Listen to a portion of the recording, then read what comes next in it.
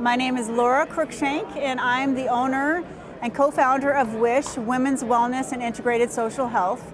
We're an online interactive magazine. We offer resources and support to women who are going through adversity, crisis, and transition. What we are is an online community. We help women find what they need. We help them connect with the resources that they need. And we really work towards getting rid of the stigma around crisis, adversity, and transition to really help women heal and grow and become empowered. I got started in this business based on my own adversity and crisis that I overcame after leaving an abusive marriage that I was involved with for 11 years. I had 2 small children, I had no earning power, I had no education, I had lost my home, my car, and it was really, really scary. And so through that time, I was able to find resources, I was able to find a community that really helped me get out of that.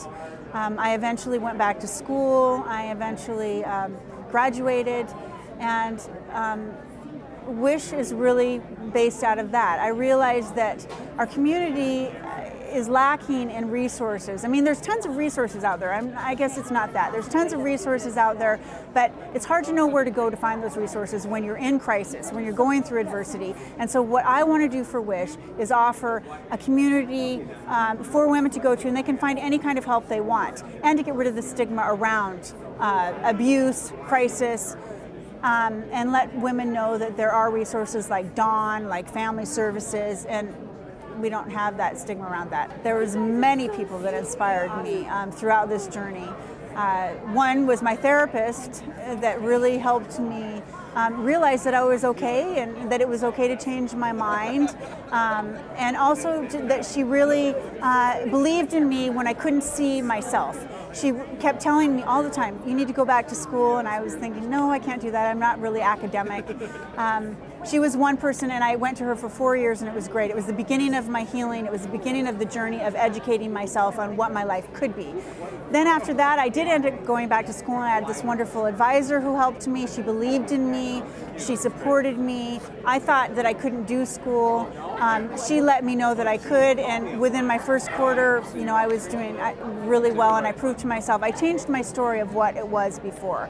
And then even going to the University of Washington after that, I ended up with a full scholarship based on, you know, this isn't something that I just created from myself. This is something that I kind of learned from my community and from other women who supported me.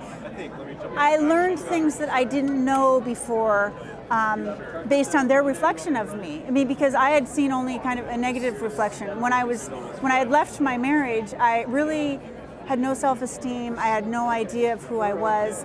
Verbal abuse is really subtle, and you know, you don't see it through bruises, you don't see it through broken arms, but it kind of peels your layers away, and after time you really don't know who you are. I bring this knowledge through the resources that people offer other women.